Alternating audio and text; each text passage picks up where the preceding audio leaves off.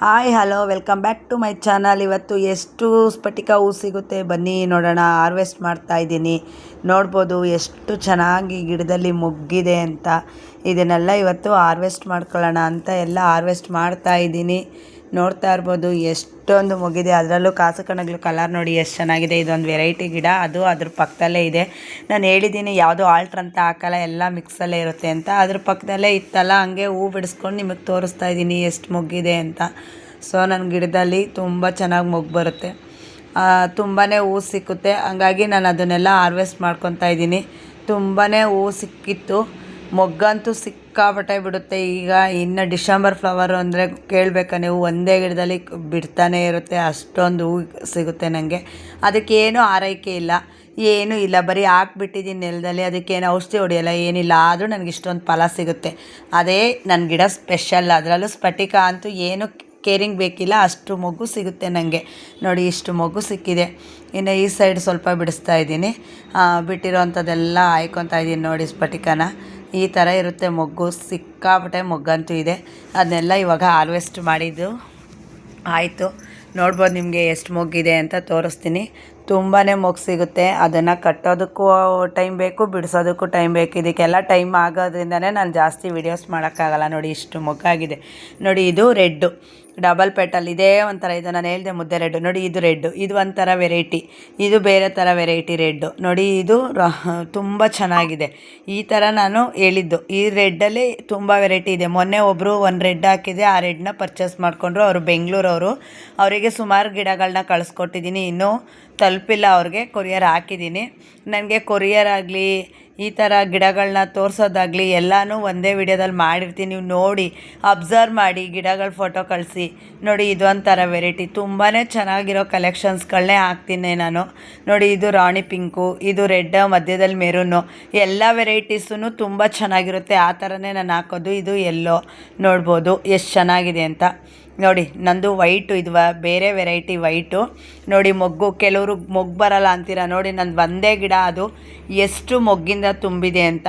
ಈ ರೀತಿ ನಾನು ಗಿಡಗಳನ್ನ ಬೆಳೆಸ್ತೀನಿ, ನೋಡ್ಬೋದು ನೀವು. ಆಮೇಲೆ ಒಂದು ಆಶ್ಚರ್ಯನೂ ಇದೆ ನನ್ನ ಗಾರ್ಡನಲ್ಲಿ. ರೆಡ್ ಕನಕಾಂಬರ ಇವತ್ತು ಹೂ ಬಿಟ್ಟಿದೆ. ಅದು ಒಂದು ಪ್ಲ್ಯಾಂಟ್ ಯಾರೋ ಕೊಟ್ಟಿದ್ರು. ಮತ್ತು ನೋಡಿ ಇದು ಬ್ರಹ್ಮಕಮಲ, ಇದು ನನಗೆ ದಿನ ಬಿಡುತ್ತೆ ಅಂತೇಳಿ ಕಳಿಸಿರೋ ಗಿಡ ಅಂತ ಹೇಳಿದ್ನಲ್ಲ, ಅದರಲ್ಲಿ ಮೊಗ್ಗಾಗಿದೆ. ನೋಡಿ ಇದು ರೋಸು, ಎಷ್ಟು ಚೆನ್ನಾಗಿ. ಕೆಲವ್ರು ಗುಲಾಬಿ ಹೂವೇ ಬಿಡಲ್ಲ ಅಂತೀರ. ನೋಡಿ ಅಲ್ಲಿ ನಾನು ಅದಕ್ಕೆ ಹಿಂದೆ ಇಟ್ಕೊಂಡು ತೋರಿಸ್ತಾ ಇದ್ದೀನಿ ಎಷ್ಟೊಂದು ಮೊಗ್ಗು ಹೂ ಇದೆ ಅಂತ. ಈ ರೀತಿ ನನ್ನ ಗಾರ್ಡನಲ್ಲಿ ಬಿಡೋವಂಥದ್ದು. ನೋಡಿ ಇದು ಒಂದು ಶೋ ಪ್ಲ್ಯಾಂಟ್ಸು, ಅದರಲ್ಲಿ ನಾನು 2 ಶೋ ಪ್ಲ್ಯಾಂಟ್ಸ್ ಹಾಕಿದ್ದೀನಿ. ಒಂದಲ್ಲಿ ಪಿಂಕ್ ಹೂ ಬಿಡುತ್ತೆ, ಗ್ರೀನ್ ಲೀಫು. ಇದು ನಮ್ಮ ಮನೆ ವರಮಹಾಲಕ್ಷ್ಮಿ ಹಬ್ಬದ ಪೂಜೆ. ನಾನು ಈ ಥರ ಮಾಡಿದ್ದೀನಿ. ಬಟ್ ನಾನು ಯಾವ ಥರ ಎಲ್ಲ ರೆಡಿ ಮಾಡಿದ್ದೀನಿ ಅನ್ನೋದೆಲ್ಲ ವಿಡಿಯೋ ಮಾಡಿ ನಿಮಗೆ ತೋರ್ಸೋಕ್ಕಾಗಿಲ್ಲ. ಬಟ್ ಪೂಜೆ ಮಾಡಿರೋದು ಒಂದು ವಿಡಿಯೋ ಹಾಕೋಣ ಅಂತ ಹೇಳ್ಬಿಟ್ಟು ಪೂಜೆ ಮಾಡ್ತಾಯಿದ್ದೀನಿ. ನಮ್ಮ ಮನೆ ದೇವ್ರನ್ನ ಅಲಂಕಾರನ ಈ ರೀತಿ ಮಾಡಿದ್ದೀನಿ. ವರಮಹಾಲಕ್ಷ್ಮಿ ನಾನು ಪ್ರತಿ ವರ್ಷವೂ ಅಷ್ಟೇ ಒಂದೊಂದು ಚೇಂಜಸಲ್ಲಿ ಮಾಡ್ತಾಯಿರ್ತೀನಿ. ಆದರೆ ಈ ವರ್ಷ ನಾನು ಮುಖವಾಡನ ಇಟ್ಟು ಸೀರೆ ಉಡಿಸಿ ಮಾಡಿರೋವಂಥದ್ದು. ಪ್ರತಿ ವರ್ಷ ಒಂದೊಂದು ರೀತಿ ಮಾಡ್ತೀನಿ. ನನ್ನ ಶಾರ್ಟ್ಸ್ ವಿಡಿಯೋ ನೋಡಿರೋರಿಗೆ ಗೊತ್ತಿರುತ್ತೆ. ನೋಡಿ ನಮ್ಮ ಮನೆ ವರಮಹಾಲಕ್ಷ್ಮಿ ಹಬ್ಬದ್ದು ಪೂಜೆ ಈ ಥರ ಇದೆ. ಯಾರಿಗೆಲ್ಲ ಏನು ಅನ್ನಿಸ್ತು ಅಂತ ನನಗೆ ಕಮೆಂಟಲ್ಲೂ ತಿಳಿಸ್ಬಿಡಿ. ನಾನು ಏನಾದರೂ ತಪ್ಪಾಗಿ ಮಾಡಿದರೆ ಅದನ್ನು ನನಗೆ ಕಮೆಂಟಲ್ಲಿ ಹೇಳಿ, ನಾನು ಸರಿಪಡಿಸ್ಕೊತೀನಿ. ಈ ರೀತಿ ನಮ್ಮ ದೇವ್ರ ಮನೆ ಅಲಂಕಾರನ ಮಾಡಿ ನಮ್ಮ ಲಕ್ಷ್ಮೀನ ಕೂರಿಸಿ ಪೂಜೆ ಮಾಡ್ತಾ ಇರೋವಂಥದ್ದು. ಅದರಲ್ಲೂ ತುಂಬ ನನಗೆ ಇಷ್ಟವಾದ ಹಬ್ಬ ಇದು.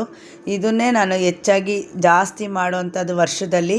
ನಾನು ವರ್ಷದ ಮೊದಲನೇ ಹಬ್ಬ ಶ್ರಾವಣದಲ್ಲಿ ಮಾಡೋವಂಥ ಹಬ್ಬ ಆಗಿರೋದ್ರಿಂದ ಸ್ವಲ್ಪ ಶ್ರದ್ಧಾಭಕ್ತಿಯಿಂದ ಬೇಗನೆ ಎದ್ದು ಎಲ್ಲ ಮಾಡೋದ್ರಿಂದ ಈ ರೀತಿ ಪೂಜೆನ ಮಾಡ್ತೀನಿ. ನಿಮಗೆಲ್ಲ ಏನು ಅನ್ನಿಸ್ತು ಅಂತ ನನಗೆ ಕಮೆಂಟಲ್ಲಿ ತಿಳಿಸಿ. ನನಗೆಲ್ಲದಕ್ಕಿಂತ ಮುಂಚೆ ಈ ಲಕ್ಷ್ಮಿಯಿಂದ ನನಗೆ ದೇವರಿಂದ ತುಂಬಾ ಒಳ್ಳೆಯದಾಗಿದೆ. ಹಂಗಾಗಿ ನಾನು ಇದನ್ನು ಕೂರಿಸಿ ಪೂಜೆ ಮಾಡೋವಂಥದ್ದು. ಅದರಲ್ಲೂ ನಮ್ಮ ದೀಕ್ಷಾ ಅವಳು ಹುಟ್ಟಿದ್ದು ಕೂಡ ವರಮಹಾಲಕ್ಷ್ಮಿ ಹಬ್ಬದ ದಿನ. ಹಂಗಾಗಿ ನಾನು ವರಮಹಾಲಕ್ಷ್ಮಿ ಹಬ್ಬನ ತುಂಬ ಗ್ರ್ಯಾಂಡಾಗಿ ಮಾಡೋದಕ್ಕೆ ಹಿಡಿದಿದ್ದೀನಿ. ಅದು ಮಾಡಿದ್ಮೇಲೆ ನನಗೆ ಒಳ್ಳೆ ಫಲನೂ ಕೂಡ ಸಿಕ್ಕಿದೆ, ಅಷ್ಟು ನಾನು ಹೇಳಬಲ್ಲೆ. ಅದೇ ರೀತಿ ನನಗೆ ಎಷ್ಟು ಜನ ಯೂಟ್ಯೂಬರ್ಸು ನನಗೆ ಗಿಡಗಳನ್ನ ವರಮಹಾಲಕ್ಷ್ಮಿ ಹಬ್ಬ ಪ್ರಯುಕ್ತ ಕಳಿಸಿದ್ದಾರೆ ಅಂದರೆ, ಇದು ಬಂದು ಸುಧಾ ರೆಡ್ಡಿ ಅಂತ ತೆಲುಗು ಸೌರವರು. ಅವರು ನನಗೆ ಡೇರೆಗೆಡ್ಡೆಗಳನ್ನ ಕಳಿಸ್ಕೊಟ್ಟಿದ್ರು. ಅವರು ಕೋಲಾರದವರು. ಅವ್ರದ್ದು ಕೂಡ ಒಂದು ಚಾನಲ್ ಇದೆ, ಯೂಟ್ಯೂಬ್ ಚಾನಲು. ಅವ್ರ ಚಾನಲ್ಗೂ ಸಪೋರ್ಟ್ ಮಾಡಿ. ಅವ್ರ ಲಿಂಕ್ ಎಲ್ಲ ನೆಕ್ಸ್ಟು ನಾನು ಡಿಸ್ಕ್ರಿಪ್ಷನಲ್ಲಿ ಹಾಕೋದಕ್ಕೆ ಟ್ರೈ ಮಾಡ್ತೀನಿ. ಇವಾಗ ನಾನು ಅವ್ರು ಕಳಿಸಿರೋಂಥ ಗೆಡ್ಡೆನ ತೋರಿಸ್ತಾ ಇದ್ದೀನಿ ನೋಡಿ. ಇದು ನನಗೆ ಬಂದಿರೋವಂಥ ಗಿಫ್ಟು ವರಮಹಾಲಕ್ಷ್ಮಿ ಹಬ್ಬಕ್ಕೆ. ಯಾರು ಏನು ಕಳಿಸ್ತಾರೋ ಇಲ್ವೋ, ಏನು ಗಿಫ್ಟ್ ಕೊಡ್ತಾರೋ, ಬಟ್ ನನಗೆ ಗಿಡಗಳನ್ನ ಕಳಿಸೋದು ಎಲ್ರಿಗೂ ಅಭ್ಯಾಸ ಆಗಿದೆ. ಯಾಕೆಂದರೆ ನನಗೆ ಗಿಡ ಪ್ರಿಯ ಅಂತ ಹೇಳ್ಬಿಟ್ಟು ನನಗೆ ಕೆಲವೊಂದಷ್ಟು ಗೆಡ್ಡೆಗಳನ್ನ ಕಳಿಸಿದ್ರು.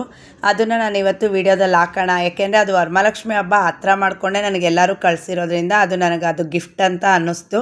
ಸೊ ಹಂಗಾಗಿ ವೀಡಿಯೋದಲ್ಲಿ ಹಾಕಿದ್ದೀನಿ. ಇದು ಬಂದ್ಬಿಟ್ಟು ವಿಜಯ್ ಶಾಂತಿ ಅವರು ಯಾವಾಗಲೂ ಬಿಡುತ್ತೆ ಅಂತೇಳಿ ಬ್ರಹ್ಮಕಮಲನ ಹಾಕಿದ್ರು. ಅದನ್ನು ನಾನು ಸ್ಟಾರ್ಟಿಂಗಲ್ಲಿ ಒಂದು ಮೊಗ್ಗಾಗಿರೋ ವಿಡಿಯೋ ಹಾಕಿದ್ದೀನಿ ಎಲ್ಲ ಇದೇ ವಿಡಿಯೋದಲ್ಲಿ. ಅದು ಕಳಿಸ್ತಂಥ ಗಿಡ. ಇದು ಬಂದ್ಬಿಟ್ಟು ಶಾಂತ ಕೃಷಿಕಾ ಅಂತೇಳಿ, ಅವರು ಕೂಡ ಯೂಟ್ಯೂಬರು. ಅವ್ರದ್ದು ಕೂಡ ನಾನು ವೀಡಿಯೋಸ್ ಅಂದರೆ ಅವರು ನನಗೆ ಸೇವಂತಿಗೆ ಪ್ಲ್ಯಾಂಟ್ಸ್ನ ಕೊರಿಯರ್ ಮಾಡಿದರು. ನನಗೆಲ್ಲರೂ ವರಮಹಾಲಕ್ಷ್ಮಿ ಹಬ್ಬದಲ್ಲೇ ಮಾಡಿರೋದ್ರಿಂದ ಹಸಿರು ಕ್ರಾಂತಿ ಅಂದರೆ ಸಸಿಗಳನ್ನ ಬೆಳೆಸೋವಂಥ ಹ್ಯಾಬಿಟ್ ನನಗಿರೋದ್ರಿಂದ ಎಲ್ಲರೂ ನನಗೆ ಕೊರಿಯರ್ ಮಾಡಿದ್ದಾರೆ. ಸೊ ಅವ್ರಿಗೆಲ್ಲ ತುಂಬ ಹೃದಯದಿಂದ ಧನ್ಯವಾದಗಳು. ಹಾಗೆ ವರಮಹಾಲಕ್ಷ್ಮಿ ಹಬ್ಬ ಟೈಮಲ್ಲಿ ಕಳಿಸಿರೋದ್ರಿಂದ ತುಂಬ ಆರ್ಥಿಕ ವರಮಹಾಲಕ್ಷ್ಮಿ ಹಬ್ಬದ ತುಂಬ ಹೃದಯದ ಧನ್ಯವಾದಗಳನ್ನ ಹೇಳ್ತೀನಿ. ನನಗೆ ಎಲ್ಲರೂ ಅಷ್ಟೇ ಪ್ರೀತಿಯಿಂದ ಕಳಿಸ್ಕೊಡ್ತಾರಲ್ಲ, ಅದು ತುಂಬ ಖುಷಿ ಇದೆ.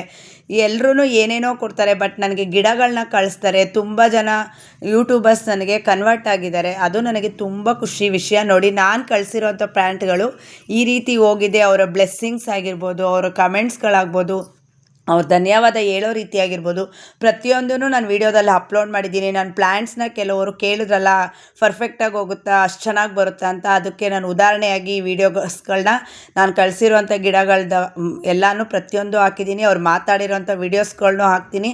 ನಾನು ಕೊರಿಯರ್ ಮಾಡೋವಂಥ ಗಿಡಗಳು ಇಷ್ಟು ಚೆನ್ನಾಗಿ ಅವರಿಗೆ ಫ್ರೆಶ್ ಆಗಿ ಮನೆ ಬಾಗಿಲಿಗೆ ಹೋಗಿ ತಲುಪುತ್ತೆ. ಈ ರೀತಿ ಎಲ್ಲ ಇದೆ. ತುಂಬಾ ಚೆನ್ನಾಗಿ ಗಿಡಗಳನ್ನ ಕಳಿಸ್ಕೊಡ್ತಾ ಇದ್ದೀನಿ. ಹಂಗಾಗಿ ನನ್ನ ಹತ್ರ ಯಾವುದೇ ಗಿಡ ತಂದರೂ ಅದು ಒಂದು ದಿನ ಕೂಡ ಇರಲ್ಲ.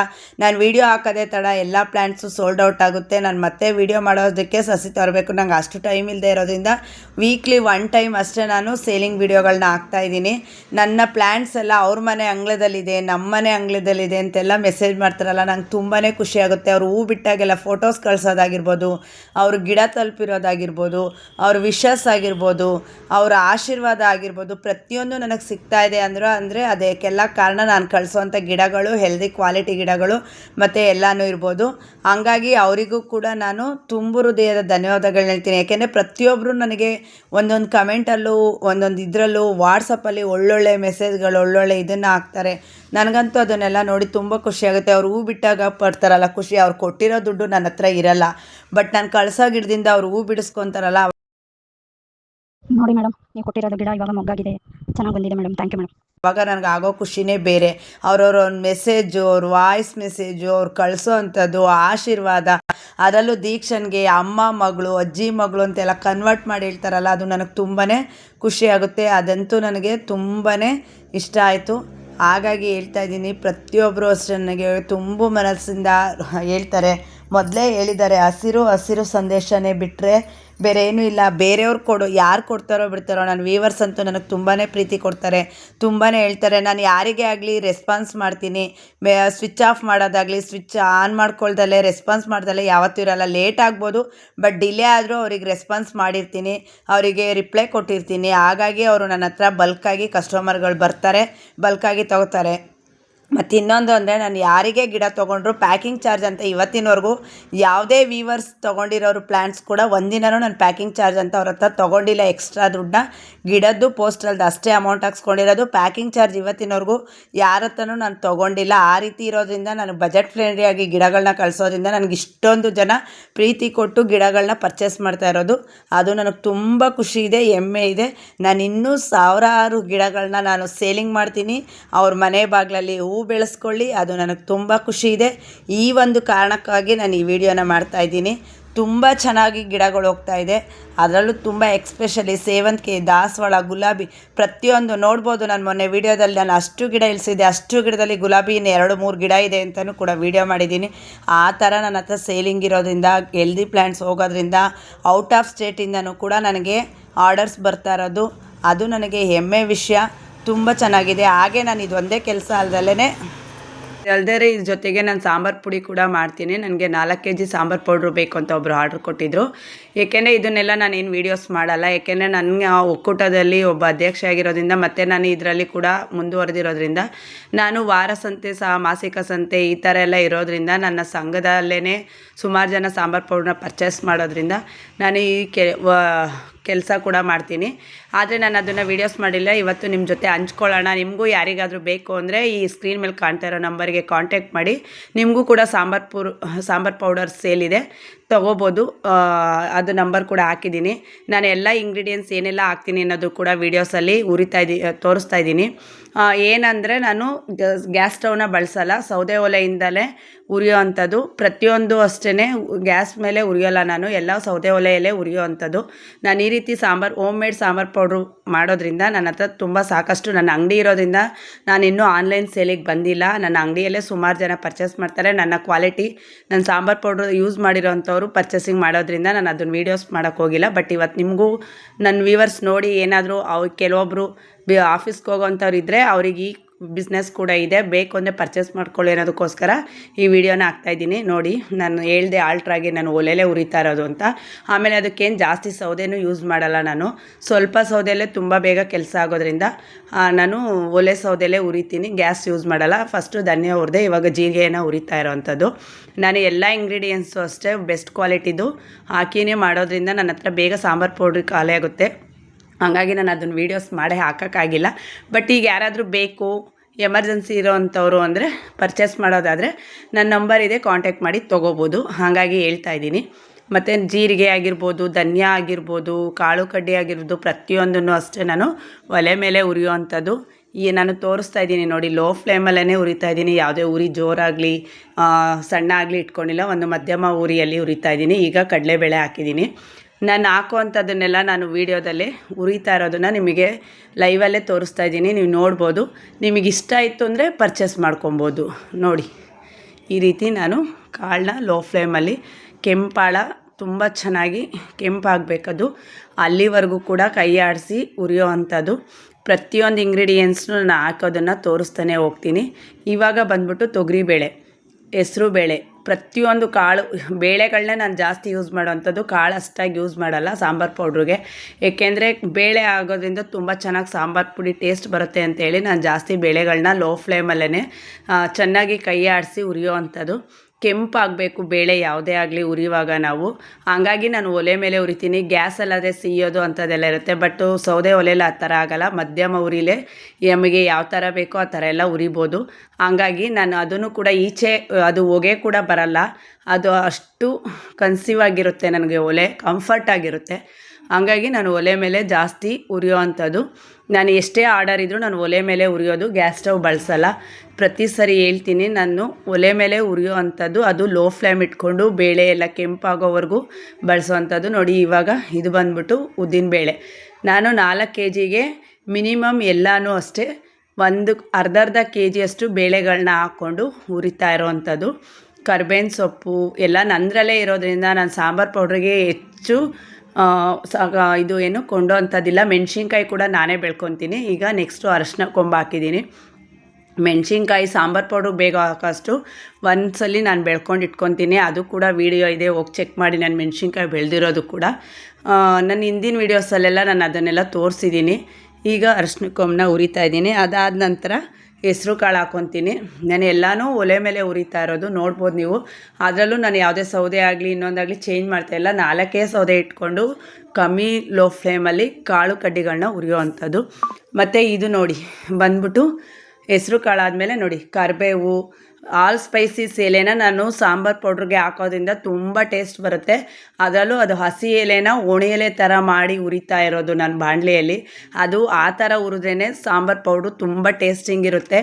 ನೀವು ಏನು ಹಾಕ್ತಿರೋ ಬಿಡ್ತಿರೋ ಸಾಂಬಾರು ಪೌಡ್ರಿಗೆ ಆಲ್ ಸ್ಪೈಸಸ್ ಲೀಫ್ ಹಾಕೋದ್ರಿಂದ ಸಾಂಬಾರು ಪುಡಿ ಒಂದು ಹೆಲ್ತ್ ಫುಡ್ಡು ಮತ್ತು ಗುಡ್ ಬೆನಿಫಿಟ್ಸ್ ಇದೆ ಹೆಲ್ತ್ಗೆ.